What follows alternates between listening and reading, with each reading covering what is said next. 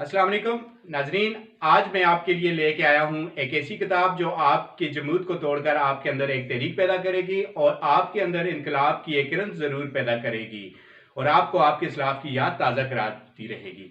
तो जी हाँ नाजरीन, इस किताब का नाम है ज़रबे नसीम। नाजरीन, ज़रबे नसीम का नाम सुनते ही यकीनन आपको ज़रबे कलीम का ख्याल आया होगा। तो जी हाँ, ये किताब ज़रबे कलीम को ही मद्देनज़र रखते हुए लिखी गई है और ज़रबे कलीम से ही इंस्पायरेशन लेकर इस किताब को तख्लीक किया गया है और अल्लामा इकबाल की सोच व फ़िक्र को ही मद्देनज़र रखते हुए इस किताब को तख्लीक किया गया है।